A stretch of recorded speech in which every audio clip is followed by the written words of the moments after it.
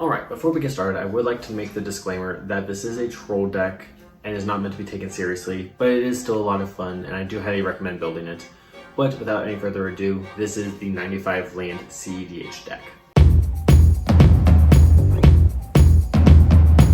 So, as you can imagine, there are only about 5 cards that you actually need for this deck. The first one is Maralen of The Mornsong. The second one is Ad Nauseam, which is a personal favorite of mine. Dark Sphere and Sickening Dreams, as well as Swamps, 96 of them to be exact. Now, there are 2 alterations that you can make that either make this deck faster or more debilitating, but we will cover those in a second after we discuss how this actually works, and then we'll discuss how the alterations work. So this is how you play the baseline version of this deck strategy. So for the first 5 turns, you're just going to play a basic land. On the 6th turn, you're going to play a basic land swamp, and you're going to play Maralen, so that way on your 7th turn, you can tutor for Ad Nauseam.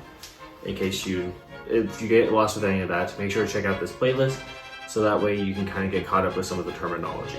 Once you have Ad Nauseam, assuming nothing gets countered, this is where the fun begins. You're going to play Ad Nauseam, which says that you can put as many cards in your hand as you want, as long as you pay life equal to the total converted mana cost of that card. Lands don't have any converted mana cost. The converted mana cost of Dark Sphere is 0, and the converted mana cost of Sickening Dreams is 2. So you're going to take your entire deck, put it into your hand, not draw, there's a difference because of Maralen. Now, as you go through this process, you're going to just continuously pray that nothing is countered, because if something is countered, you're in a lot of trouble. Since you have your entire deck at your disposal, you're going to play Dark Sphere, which halves the damage dealt by a single source, and just allows for you to just take half damage. Then you're going to play Sickening Dreams.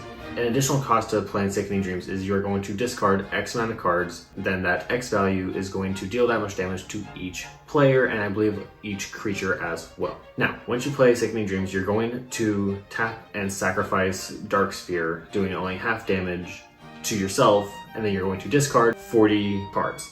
This does 40 damage to everyone else. In Commander, you only have 40 life, and due to you tapping and sacrificing Dark Sphere, you're only going to take 20 life, which halves because of half damage. So everyone else takes 40 damage, you take 20 life, and you're the last person standing, and you just win. That is the baseline strategy of how this deck works without any alterations. But now we're going to talk about how to make it a little bit faster and a little bit meaner. The first alteration that you can make is the addition of Dark Sphere by subbing it out for one of the lands. What this does is whenever you have Dark Ritual, it's a 1 mana cost that taps for 3. When you have Dark Ritual, this saves you 2 or 3 extra turns. During your first 3 turns, you're going to play land and then play Maralen. On your 4th turn, you're going to tutor for Ad Nauseam, putting it into your hand because that's the really important thing. On your 5th turn, you're going to tutor for Dark Ritual, play that, which brings your total mana available up to 7, and then you proceed as normal. That just makes it a little bit faster. That way you get a guaranteed win by turn 5. The previous one guarantees a win by turn 7, so it saves you 2 turns. The second alteration, which is by far the meanest, is the addition of Opposition Agent. Now, this is a pretty popular combination, especially in CDA circles, where you control your entire opponent's board state, and it kind of creates a cat and mouse circumstance. If you haven't already read them and kind of start to piece together why this pairs very well, Maralen forces your opponents to sacrifice their library. Opposition Agent allows you to control your opponents while they search their library and then play whatever they find. This allows you to basically play any win conditions that they have in their hands, or remove win conditions, or just keep having them draw lands, and you can just play that from their hands if you so desire.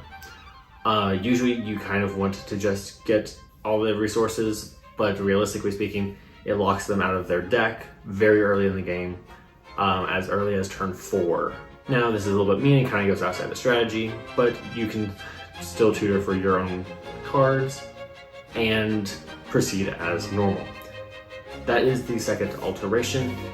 There's other weird things that you can do with self-mill strategies, but that's kind of outside the realm of this video. But that is it for this video. Thank you all so much for watching. I hope you all enjoyed. If you did enjoy or learn something, make sure to subscribe and like.